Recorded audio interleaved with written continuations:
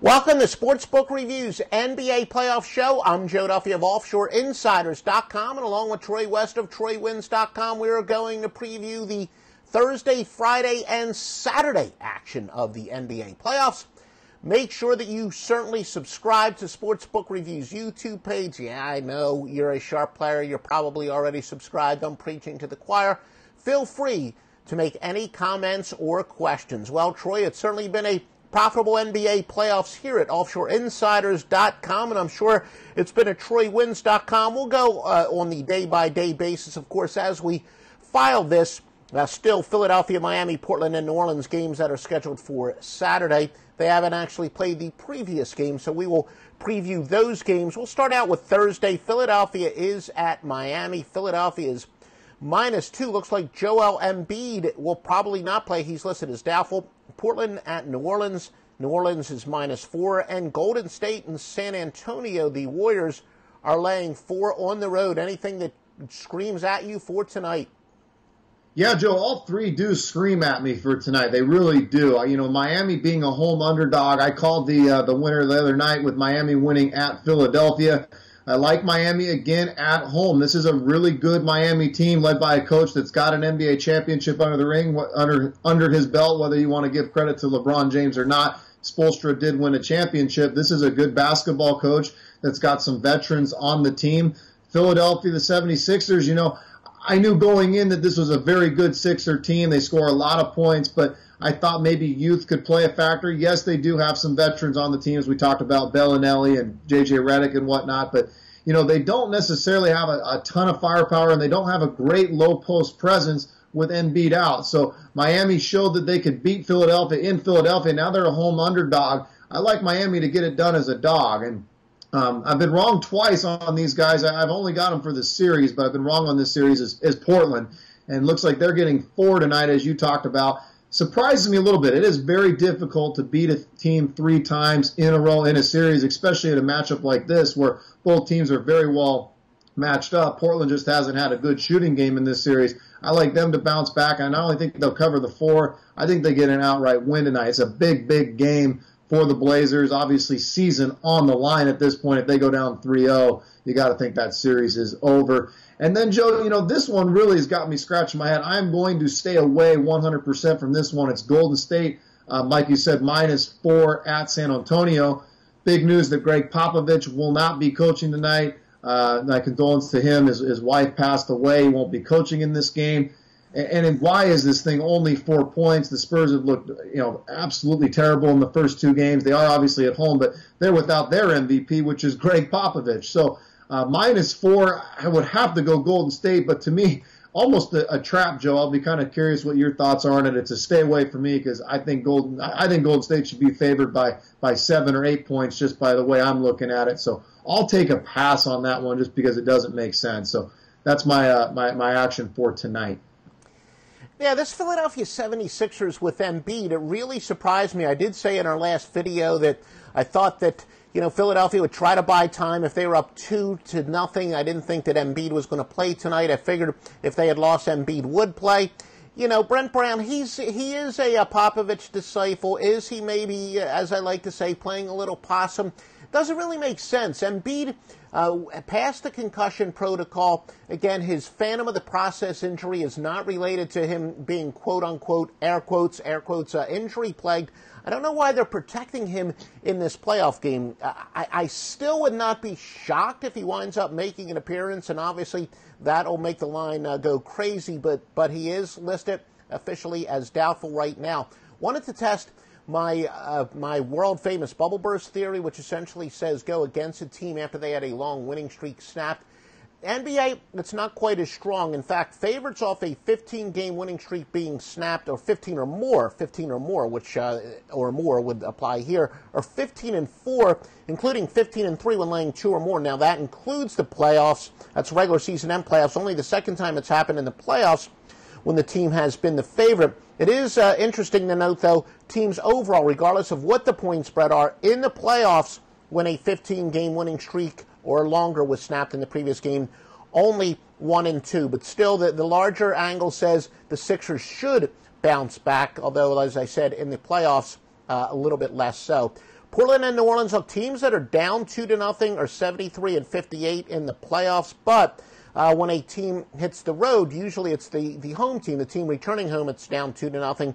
Road dogs of 2 or more are only 5 and 5.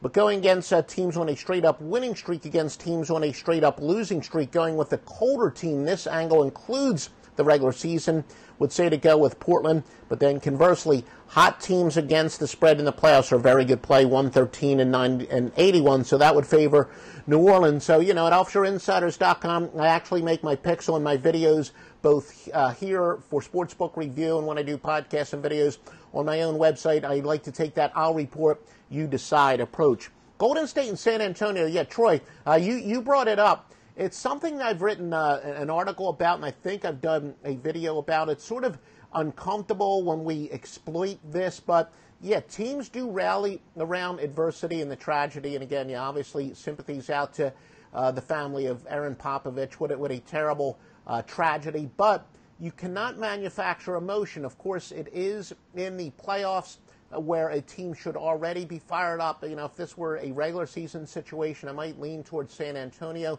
Let's win one for Coach. Let's win one for, Mrs. Popovich. And as I said, it's kind of uncomfortable to exploit tragedies like this, but as a handicapper, what are we supposed to do? Completely ignore it. So I still think, yeah, the emotion thing, if anything, would benefit San Antonio, even though, of course, Greg Popovich isn't going to be there, but the rally around thing. But again, less so in the playoffs. Now, we did say teams that are down 2-0 in the playoffs are a good play, but not so good as home underdogs, 26 and 28. Teams returning home off a blowout loss are 175 and 147. However, this is kind of part of the old zigzag where I said the zigzag where a lot of people, a lot of old timers believe that betting on a team that lost the previous playoff game in the series is a good bet. And that was historically true, as I said last year, coming off its worst year ever. But teams coming off of a blowout loss and returning home, even though historically are very good, 7 and 24 since June the 19th of 2016. So depending on whether you want to take a look at the recent trends or whether you want to look at the long-term stuff, that applies to the Spurs as it applies for or against. Well, again, my I report, you decide. And yeah, home playoff underdogs of at least 4 are actually a good go against. Home underdogs of at least 4 are only 40 and 69. And at SBR odds right now, I look across, it is either 4 or 4.5. So that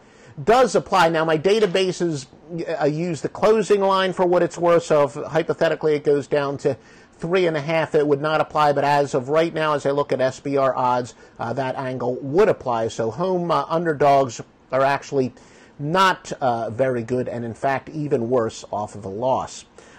Friday, we got Cleveland and Indiana. Indiana, a 1-point favorite. How about, LeBron James? We thought that maybe he'd be overvalued. We know that he goes to the NBA Finals every year, but a small underdog on the road to Indiana. Toronto and Washington. Washington getting some respect here. Toronto, a team that's faded in the playoffs in the past, but of course got those 2 big wins. But the odds makers have their doubts whether they can do it on the road. Washington, a 2-point home favorite. And then Boston at Milwaukee. The Bucks, a heartbreaking loss in Game 1. I'll admit I was on the right side of that bad beat, but Milwaukee is laying 6 to Boston. So a big favorite despite being down 2-0. And Troy, what are you looking at for Friday?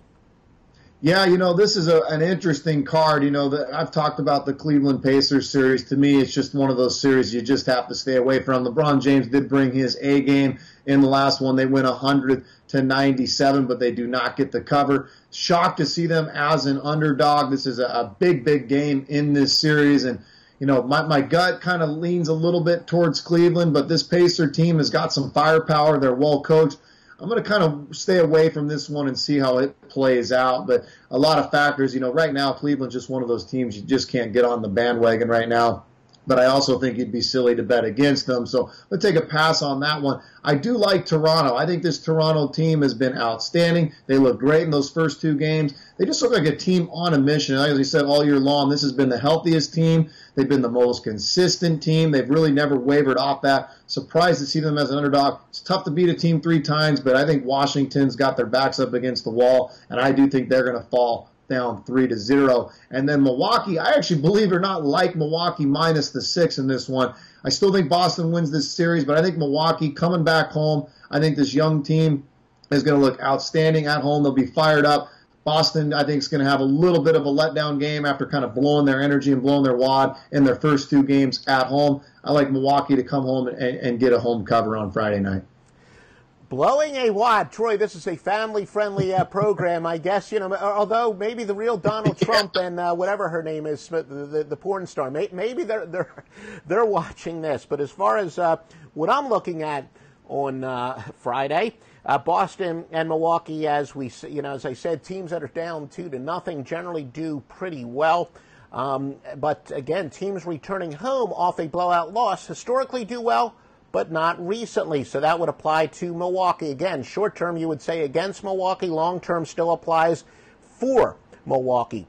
Toronto and the Washington. Yeah, Troy, I do think as far as in the playoffs, if there's any team that's up 2-0, but still Game 3 is so important, I'm a big believer in the 90% of the games half mental, and I do know that Toronto does finally have a series win under the belt, but I still think Toronto, they don't want to get punched in the mouth. I think it's very important that Toronto win this game, even though they're down 2-0. Of course, it's much more important to Washington, but if you're a big believer in a team that needs it more, I don't know if Washington has as big of an edge as other teams. I do think there's going to be a sense of urgency for Toronto to win this game. And the Cleveland and Indiana, very interesting, as we said, that, based on pure talent, I understand why Indiana is, of course, the favorites here, but I still am a big believer in been there, done that, and, of course, my Adrian Barbeau theory, being top-heavy. There's nobody you want in a big game more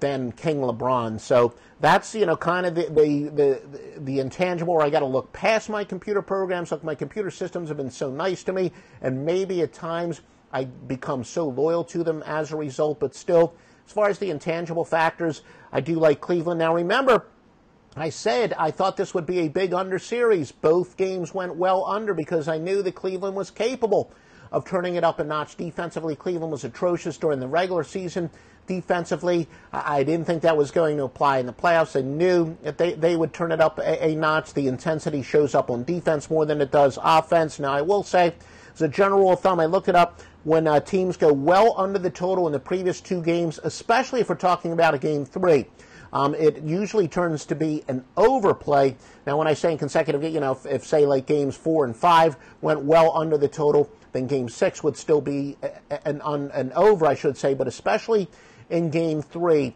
when teams are off of same series, when a team is off of 2 big unders, it's generally an overplay. So that would apply here. Still, though, again, looking beyond my computer systems, I stick to what I said. I do think that Cleveland's defensive intensity has clearly gone up in the postseason. Don't believe that the odds makers have quite caught up. Now, because of the games pending, only 2 of the 4 Saturday games have odds on them. Houston and Minnesota. Houston, a 4.5-point road favorite. Oklahoma City and Utah. Utah is laying 4 at home, and the games that we're waiting the outcomes of contest. Philadelphia will be at Miami, Portland, and New Orleans. So, Troy, do you have any thoughts, including, maybe an if-then situation as far as the Miami, Philadelphia, and the Portland, New Orleans games? We do have 4 games to choose from on Saturday. What do you got?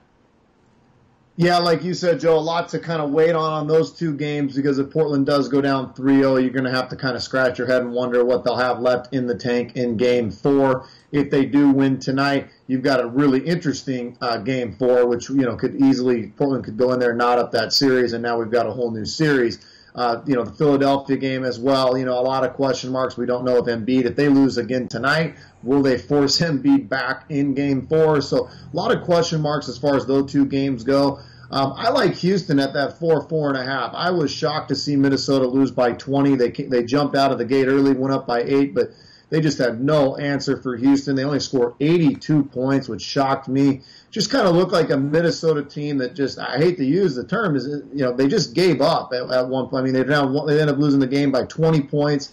I think it's kind of one of those points in the series where you kind of realize we can't hang with these guys. And I think even going home into Minnesota, this is a very talented Minnesota roster, but Tom Thibodeau has just not been able to get this team playing good basketball. As much talent as they have, they're down 2-0. Now they're a home underdog by 4.5. I like Houston to continue to rock and roll. I think they're going to end up probably sweeping this series.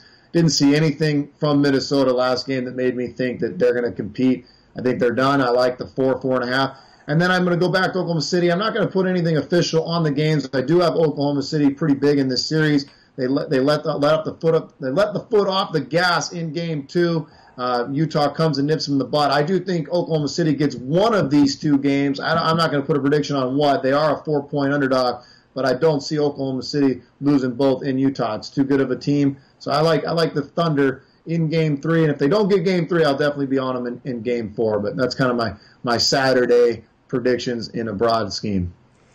And I know I did say here on the video, I thought that Minnesota would be much more competitive than a lot of people thought. That did pay off in game 1. Now, I will say I did not make an official pick at offshoreinsiders.com on that game. Maybe a good example of where I do become a little bit too married to my computer systems and should still, let the organic handicapping take over. I wound up passing on that game, but mind you, on a phenomenal 39-13 run overall, so I can't be too sorry. But Minnesota, as I said, they would apply as far as teams down to 2-0, a very good play in the playoffs, but again, usually not so much as a home underdog. Going against teams on a straight-up winning streak, against teams on a straight-up losing streak, are very good under specific circumstances. That's 501 and 380. This is an angle that's been kind to us during the regular season at offshoreinsiders.com. So again, it applies both regular season and postseason, and that would favor Minnesota. Now remember, teams returning home off of the blowout loss. It's the one where historically you go with that team. Not recently, though. Recently only 7-24, but still up all time. That would apply to Minnesota. And home playoff underdogs of at least 4. And as of right now, as I look at SBR odds, it is 4 or 4.5. It did open at 3.5 at SBRodds.com, but it does apply. Big home playoff underdogs are not very good. 69-40 to go with the big road favorites. So that would favor Houston, though there's kind of a strange irony, though, that if the line actually drops, it doesn't apply. So it's more so for big mismatches on the road, it says, to go with the road team. And then the Oklahoma City and Utah playoff road underdogs off of a loss as a home favorite are 56-38. That would favor Oklahoma City. But then again, favorites with a bad against the spread margin season to date, 108-75. And again, what I mean by against the spread margin is not the record, but it's how much a team does or doesn't cover by. A lot of people refer to it as the sweat barometer. You've probably heard some people call it that. But yeah, bad sweat barometer teams that are favorites are very good plays in the playoff, and that would favor the Utah Jazz. Well, we're going to be back again to preview this because of my travel schedule. We'll talk to Troy as far as working it out when we'll do our next show. I'm actually going to be on the road on our normal recording day on Monday, but make sure you join us throughout the NBA playoffs at Sportsbook Review. But before we conclude, Troy, what do people got at TroyWins.com? Yeah, thanks, Joe. We got several series bets that actually cashed the other day with the Vegas Knights coming in, the San Jose Sharks coming in. Got one that we're down 2-1 with the Capitals. Big game tonight. Looking forward to it. And we've got Oklahoma City, the Celtics, and the Blazers series bets going right now as well. But you come to look at TroyWins.com. We've been on fire so far in these NBA playoffs. Got a nice card going tonight and one going tomorrow. So come take a look. Happy to give you a free trial. That's TroyWins.com. Count me among those who thought the Vegas hangover was something that would apply during the regular season, but not so much during the playoffs. And for those of you who don't know, where Vegas has been incredible in the NHL, especially at home. And the theory being that, teams come in, they're going to be a little distracted in Vegas, but you would think that they would focus. And I was one of those people that had my doubts whether Vegas could continue their excellence into the postseason. They certainly have. And I do have NHL picks at offshoreinsiders.com. As I said, 39-13 going back to the regular season in the NBA and college basketball. 39-13 basketball run. We'll have picks each and every day off a nice night in baseball. All that and more at offshoreinsiders.com. Make sure you do subscribe to Sportsbook Review's YouTube page. Hey guys, thanks for tuning in to our channel. Now, we've put a lot of work into producing all these free videos, so please help us out and keep all our content free for you forever by simply liking, sharing, commenting, and subscribing. Now, not to mention, a visit to our industry-leading website will warm the hearts of all our SBR employees, especially myself. Now, the links are over there to the left, so do check those out. Thanks for watching.